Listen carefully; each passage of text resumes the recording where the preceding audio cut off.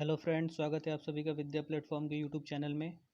आज हम परसेंटेज का सेकंड पार्ट देखेंगे। चलिए वीडियो शुरू करने से पहले मैं आपको बता दूं कि अगर आपने अभी तक चैनल को सब्सक्राइब नहीं किया तो सब्सक्राइब कीजिए, लाइक कीजिए, शेयर कीजिए, सपोर्ट कीजिए ज़्यादा से ज़्यादा, ताकि हम कम्पिटिटिव एग्ज़ाम्स की ज़्यादा से ज़्यादा वीडियोज़ आपके से शेयर कर सकें।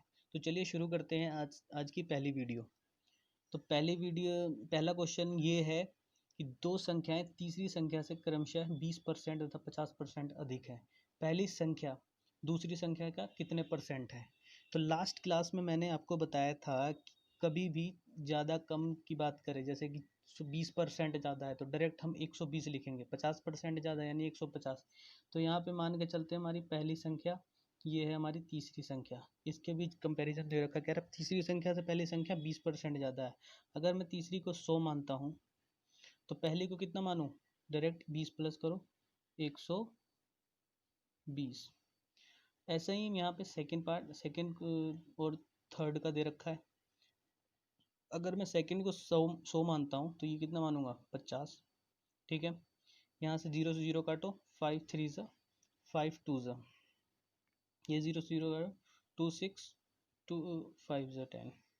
यहाँ पे कॉमन क्या है? कॉमन है हमारे थर्ड नंबर है। थर्ड नंबर दोनों में कॉमन है, लेकिन दिक्कत ये है कि इन दोनों में ये इसकी जो वैल्यू है ये अलग अलग है। तो इनको हमें सेम करना। सेम कैसे करेंगे? तो इसकी मल्टीप्लाई इधर करेंगे, इधर दोनों में करेंगे। मैथ का रूल होता है ये कि एक जब मल्टीप्लाई करते हैं तो दोनों में करते हैं। तो इधर हम दोनों में करेंगे और इस साइड हम 5 से करेंगे दोनों में। ठीक है, तो यहाँ पे हमारे को रेशियो मिल जाएगा first, second and third number का। ठीक है, तो इधर से करेंगे 6 2 ज़ा 12, ये आ गया हमारा फर्स्ट। इधर करेंगे 5 3 ज़ा 15, सेकेंड नंबर हमारा उधर है, ध्यान रहे थर्ड नंबर है। तो इधर से हम किसी से भी कर लेंगे, थर्ड नंबर तो हमारा 10 ही आना है। अब एक इम्पॉर्टेंट बात है, कह रहा है पहली संख्या दूसरी संख्या के कितने परसेंट है।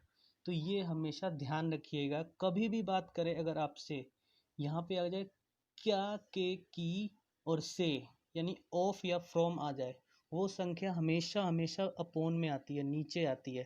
तो नीचे यहाँ पे दूसरी संख्या की बात करें, दूसरी कितनी है? 15। पहली कितनी है? 12 इंटू 100। % निकालने के लिए तो ऐसे ही करते हैं। तो करिए 3 4 ज़ा 3 5 ज़ा 5 से काटिए, 20 टाइम्स कटेगा ये, 20 4 ज़ा 80। 80% आंसर आ गया। चलिए क्वेश्चन ख़त्म, आगे बढ़ते हैं। कह रहा है चीनी कीमत में 10% की वृद्धि होने पर एक गृहिणी अपनी खपत में कितने % की कमी करे कि कुल खर्च बढ़ ना पाए। कह रहा है पहले 100 रुपये था, अब खर्च बढ़ के 110 रुपये हो गया। कह रहा है खपत कितने % कम करे। तो ये देखिए खर्च कितना बढ़ा है? 10। ठीक है, कि खर्च बढ़े ही ना उसका, उतने में ही वो खपत वो कम कर ले कि खर्च बढ़े ही ना। तो ये करके जितना बढ़ा है उतना नीचे आ जाएगा ये, तो ये आ जाएगा 100/11। तो इसका खर्च खपत कितना कम करे, कितना % की कम करे? तो कहेंगे हम 9 होल 1/11%। देखिए ये निकालते कैसे हैं, डिवाइड करके 11 से डिवाइड देंगे जब 100 में, तो ये आ जाएगा, ये फ्रैक्शन इस तरीके से आएगा। तो लिखते कैसे, देखिए जैसे कि मैं करके दिखा, 100 है, ये 9 टाइम जाएगा, इधर 1 आ जाएगा। तो ये 9 है जो यहाँ पे, 1 यहाँ पे, फिर अपॉन में 11%। चलिए आगे बढ़ते हैं। कह रहा है कि चीनी के मूल्य में 20% की कमी होने पर एक गृहिणी को खपत में कितने % की वृद्धि करनी चाहिए जिससे चीनी का खर्च कुल स्थिर रहे। तो चलिए पहले 100 था, कम कितना हुआ? 20% कम हो गया, यानी 80 हो गया। तो कह रहा है कि उसके खर्च उसको खपत में उसमें वृद्धि कितनी करनी चाहिए, यानी ठीक है कितना कम हुआ है? 20, 80 उतना ही बढ़ाएंगे। देख 20 चौक 80, 4 से 25, यानी वो 25% खपत बढ़ा लेगी तो उसका खर्च, जो 25% बढ़ा लेगी तो उसका खर्च सेम रहेगा। सॉरी खपत, हाँ, यदि ए की आय बी की आय से 20% अधिक है, बी की आय ए की आय से कितने % कम है। चलिए यहाँ पे ए मानते हैं, यहाँ पे बी मानते हैं, ठीक है। किसकी आय अधिक है? ए की आय अधिक है। बी को हमने मान लिया 100, बी ए की आय कितनी अधिक है? तो 120, तो यानी डायरेक्ट हम कह सकते हैं 120। ये क्वेश्चन को करने का शॉर्ट तरीका होता है इस तरीके से करने से। और ये देखिए, इसको काटिए, 2 6 जा 2 5 जा। अब मैंने पहले क्या बताया था, जिसके साथ से आ जाए का के की आ जाए वो हमेशा नीचे, तो डायरेक्ट नीचे ए नीचे आ जाएगा। कह रहा है ना ए से, तो ए आया है तो ए की वैल्यू कितनी है? 6। कह रहा है कितने परसेंट कम है? बी कितने परसेंट कम है, यानी बी, इन दोनों के बीच का डिफरेंस बताओ कितना है? 1। एक यहाँ रखेंगे 100। ये देखिए आंसर आ गया। इसको पहले काट लेंगे, 2 3 से 6, 2 से 50, 50/3 आ जाएगा। अगर 50/3 को हम करें तो क्या आएगा हमारा? 50/3 को करेंगे तो 16 होल 2/3, वैसे ही जैसे मैंने डिवाइड करके अभी बताया आपको, वैसे ही करना है। चलिए आगे बढ़ते हैं, ये आंसर आ जाएगा। कह रहा है एक आयत की लंबाई में 20% की वृद्धि हो गई तथा चौड़ाई में 20% की कमी हो गई, क्षेत्रफल में कितने परसेंट का परिवर्तन होगा? तो चलिए इसके लिए एक मैं ट्रिक बताता हूँ। जैसे कि इसके लिए एक फॉर्मूला यूज़ करते हैं, फॉर्मूला छोटा सा ट्रिक कह सकते हैं। जैसे ए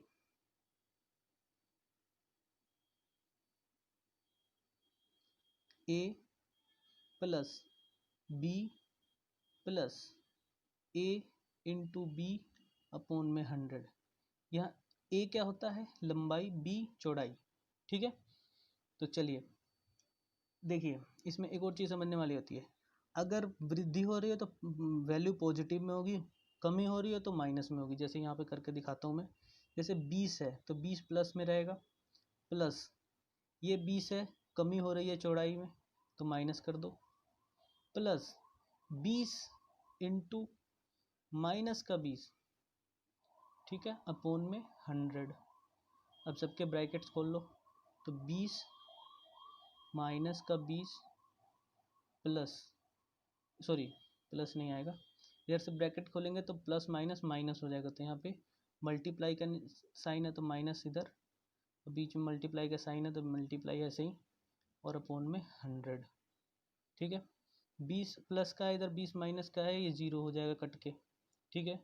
ये 0 से 0, 0 से 0 ये कट गया, तो आया कितना? माइनस का 4। अच्छा, माइनस जब भी आए तो वो कमी को शो करेगा, अगर पॉजिटिव वैल्यू आए तो वो वृद्धि को शो करेगा। तो यानी कि ये कमी है तो 4% की कमी। बस क्वेश्चन, या क्वेश्चन खत्म।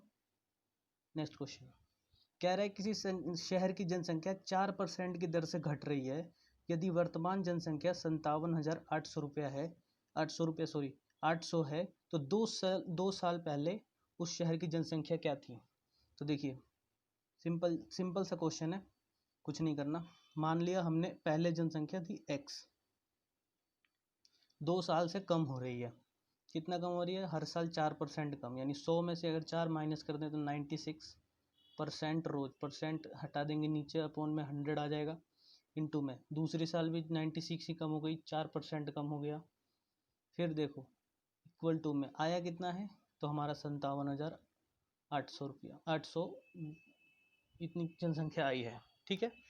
तो इसमें हम करेंगे क्या? x को इधर रखेंगे, बाकी सारी वैल्यू को उधर रखेंगे। तो x की हमारी जो पहले की जनसंख्या थी 2 साल पहले की जो थी वो आ जाएगी। तो x को एज इट इज़ रख दो, 100 को ऊपर ले जाओ, क्रॉस मल्टीप्लाई करेंगे तो 96 नीचे आ जाएगा। तो 57,800 इंटू में 100 इंटू में 100 अपॉन में 96 इंटू 96। चलिए काटिए इसको, 12 से काटते हैं, 12 से 8 बार में ही कटेगा, ये कटेगा 12 से 4 8 0 0। इसको मैं मिटा दूँ क्या? मिटा देता हूँ, इसका कोई काम नहीं है अब।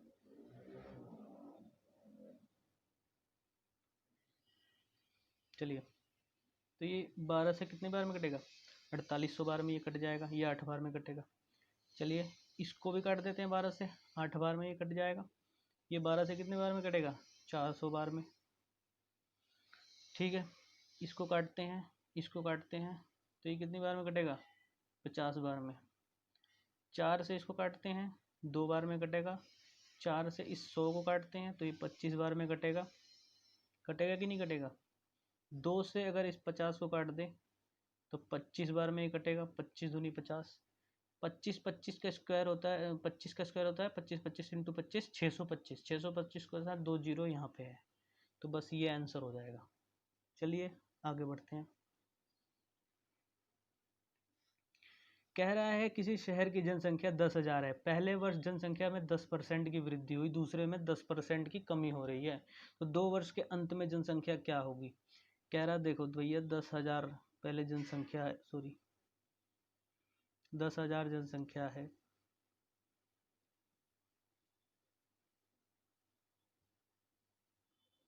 कह रहा पहले वर्ष 10% की यानी 110/100 कर दो, और दूसरे साल कितना कह रहा 10% की कमी यानी 90/100 कर दो। करना आपको कुछ नहीं है, बस कट कट पिट करना, आंसर आ जाएगा। ये 2 जीरो से ये 2 जीरो उड़ा दिया, 2 जीरो से इस 2 जीरो को उड़ा दो, 11 को 9 से करो मल्टीप्लाई तो 99, और डबल 2 जीरो है तो 2 जीरो चिपका दो, चौथा आंसर आ गया। बस चलिए आगे बढ़ते हैं।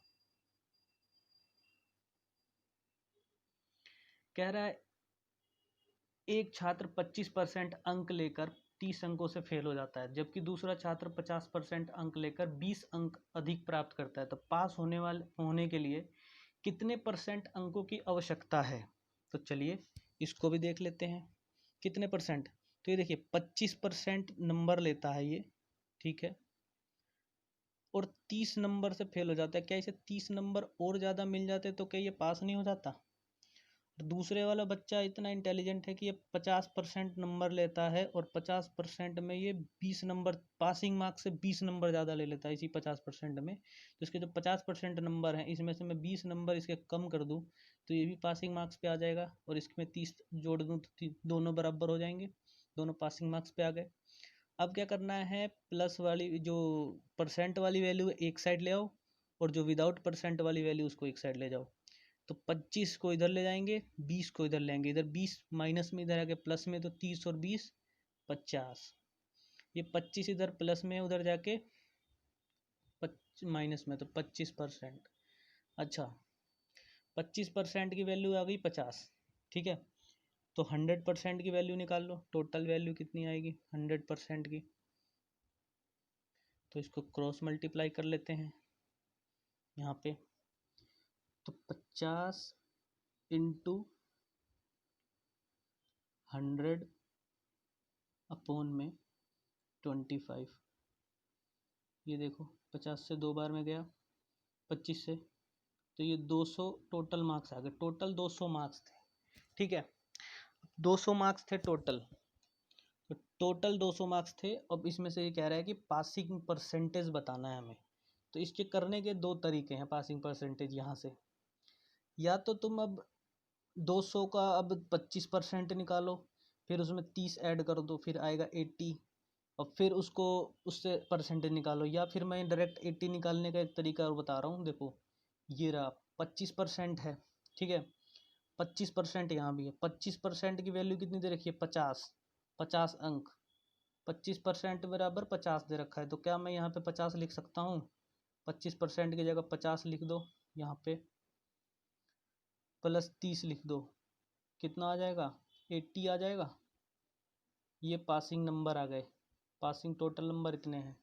तो आप लोगों को पता है परसेंट कैसे निकालते हैं, ठीक है, इसको इससे काट इंटू 100 होता है, ठीक है, फिर इसको इससे काट दिया, तो 2 से ही काटेंगे 4 बार में जाएगा, 40% आंसर आ जाएगा, ठीक है। आई होप समझ में आएगा आप सभी को। चलिए आगे बढ़ते हैं, 40% पे टिक करें, आगे बढ़ते हैं। कह रहा है एक परीक्षा में 80% विद्यार्थी अंग्रेजी में, 85% गणित में, 75% विद्यार्थी गणित और अंग्रेजी दोनों में पास हुए, तो यदि दोनों विषयों में 40% विद्यार्थी फेल हुए हों तो बताइए कि कुल विद्यार्थी की संख्या क्या थी। ठीक है, ये है वेन डायग्राम का क्वेश्चन। देखिए यहाँ पे बनाइए एक गोला, यहाँ पे बनाइए दूसरा गोला, ये हो गया, ये हो गए इंग्लिश वाले बच्चे, ये हो गए मैथ वाले बच्चे। कह रहा है इंग्लिश में कितने परसेंट बच्चे पास होते हैं? 80%। ठीक है, मैथ में कितने होते हैं? तो कह रहा है 85%। 85 लिख लीजिए। कह रहा दोनों में कितने होते हैं? कह रहा दोनों में होते हैं 75%, दोनों में पास होते हैं। और कह रहा है दोनों विषयों में 40 विद्यार्थी फेल हो गए। इसमें परसेंट में वैल्यू, इसमें एग्जैक्ट वैल्यू दे रखी है। अब देखिए क्या करेंगे हम। जो सिंगल सिंगल वाले हैं उनको तो प्लस कर लेंगे, और जो दोनों में कॉमन है उनको माइनस कर देंगे। अब देखिए 80 प्लस 85 कितना हो जाएगा? तो कहेंगे 165। 165 में से हम कॉमन जितने भी हैं दोनों में जो पास हुए हैं वो माइनस कर देंगे, तो हमें पासिंग बच्चे टोटल पता चल जाएंगे कितने पास हुए हैं। तो हो जाएगा 90। ठीक है, 90%। परसेंट में ही है सब कुछ, ये परसेंट में चल रहा है, ये सब परसेंट में ही है। 90%। अच्छा, 100% पे टोटल वैल्यू कैलकुलेट होती है। 100% पे। ठीक है, 100 में से अगर 90% बच्चे पास हो गए तो फेल कितने हुए? तो आप कहेंगे 10% बच्चे। बिल्कुल सही है, 10% बिल्कुल फेल हुए हैं। 10% कोई बड़ी बात नहीं है, होने भी चाहिए। चलिए, 10% फेल हुए हैं। अब तो इसी 10% की वैल्यू में कह सकता हूँ कि मैं 40 दे रखी है, क्योंकि दोनों में फेल 10% हुए हैं। दोनों में फेल 10%, और उन्होंने दे रखा है 40 बच्चे दोनों, तो इसी की तो वैल्यू है 40। तो हमारे टोटल वैल्यू, टोटल बच्चे हमने कितने माने थे? 100%। 100 में से तो 10 फेल हुए हैं। 100%। ठीक है, तो 40 into 100, sorry sorry sorry sorry, थोड़ा सा ये मिटा देता हूँ।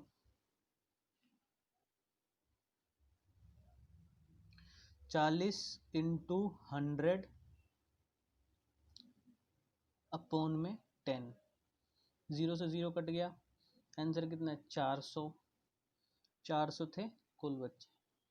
चलिए, एक ये क्वेश्चन है। एक मनुष्य अपनी आय का 75% खर्च करता है तथा वह आय का 20%, 75% खर्च करता है। उनकी आय 20% बढ़ती है तो खर्च में 10% की वृद्धि हो जाती है। चलिए, माना पहले आय कितनी थी? 100 रुपीज़ आय थी उनकी। उसमें से खर्च कितना कर दिया उन्होंने? खर्च कह रहे हैं, खर्च करते थे वो 75%। 100% पहले आई थी, 75% खर्च कर दिए। बचाया कितना? बचा कितना? 100 में से 75 माइनस कर देंगे, 25%। 25% बच गया। ठीक है, कह रहे हैं कि अगर 20% इनकी सैलरी बढ़ जाए, 20%, 20% बढ़ा दो इनकी सैलरी, तो कितना हो जाएगा? 120 नहीं हो जाएगा? 120% हो जाएगी। तो कह रहे हैं कि खर्च में 10% की वृद्धि, यानी 75 जो है इसमें 110% डायरेक्ट कर दो, इसकी वृद्धि हो जा रही है। 0 से 0 काट दिया, 5 से काटेंगे 15 बार में जाएगा, 5 से काटेंगे 2 बार में जाएगा, तो 165 अपॉन में 2 आ जाएगा। जी बिल्कुल आएगा। तो ये 165 इसको पॉइंट में कर लो, तो 2 8 ज 16, 2 2 ज 4, 2 5, ये आ जाएगा। कह रहे पहले खर्च 75 थी, अब 82.5 इतनी हो गई है। तो कह रहे हैं कि उनकी बचत प्रतिशत वृद्धि, पहले 25% बचा रहे हैं, अब कितना बचा रहे हैं? तो इसमें से ये वैल्यू माइनस कर दो। तो मैं थोड़ा सा ये मिटा देता हूँ। ये हमारा 82.5 क्या आया है? ये खर्च आया है। तो टोटल इनकम में से अगर मैं इतना माइनस कर दूं तो क्या मेरी बचत नहीं आ जाएगी? तो टोटल इनकम जैसे 120 है, 120 में से मैं 82.5% में माइनस करता हूँ, तो इधर तो ये ज़ीरो रहेगा, तो 0 पॉइंट बीच में, 9 में से 2 गया 7, और 11 में से 8 गया 3, 37.5 हमारा ये क्या आएगा, तो 37.5 हमारा खर्च बचत आएगा। तो बचत पहले कितनी थी, तो आप कहेंगे 25, अब कितनी हो गई 37.5। तो कितने परसेंट, तो कहेंगे 12%, 12.5 की बढ़ोतरी हुई है, 12.5 की, 12.5 की। अच्छा 12.5 की हुई है, तो इसका परसेंट निकालना है, कितना परसेंट बढ़ा है खर्च, बचत सॉरी। तो 12.5 है, पहले कितना था 25, इंटू में 100, ये पॉइंट नीचे जाके जीरो में बदल जाएगा, जीरो से जीरो काटेंगे, ठीक है। 25 से ये 5 बार में काटेंगे, 25 से 5 बार में 10 इंटू 5, 50% इनकी जो बचत है, जो सेविंग है वो बढ़ गई। चलिए फिर नेक्स्ट क्वेश्चन पे चलते हैं, और ये आज का आखिरी क्वेश्चन है। एक चुनाव में 3 प्रत्याशी थे, पहले प्रत्याशी को 40%, दूसरे को 36%, यदि कुल 36,000 वोट डाले गए हों तो तीसरे प्रत्याशी को कितने वोट मिले। चलिए हमने परसेंट में माना, 100% टोटल वोट डाले गए हैं, ठीक है। पहले प्रत्याशी को कितने मिले हैं 40, पहले को कितने मिले हैं 40, दूसरे को कितने मिले हैं 36, तीसरे को कितने मिले हैं, तो तीसरे को आप कहेंगे कि इन दोनों को प्लस करिए तो आएगा 76, 76 को माइनस करेंगे तो 24 तीसरे कैंडिडेट्स को मिले हैं। तीसरे फर्स्ट कैंडिडेट, ये सेकंड कैंडिडेट, और ये है थर्ड कैंडिडेट, ठीक है। फर्स्ट सेकंड थर्ड तीनों कैंडिडेट का निकल गया। अब हमसे कह रहे हैं कि टोटल वोट, अगर 100% मैं कह रहा हूँ, 100% वाली जो वैल्यू है, कह रहे हैं टोटल वोट हमारा 36,000 है, ठीक है, हो गया। तीसरे प्रत्याशी को 24% मिले हैं टोटल वोट का, बस क्रॉस मल्टीप्लाई ही करना है। तो 36,000 इंटू 24 अपोन में 100, 2 जीरो से 2 जीरो काट दो, इन दोनों को मल्टीप्लाई करोगे तो यहाँ पे आंसर आ जाएगा। तो कितना आएगा, तो आंसर आ जाएगा 8640, ये आंसर हो जाएगा। बस यही इस क्वेश्चन का आंसर था। तो आज के लिए बस इतना ही।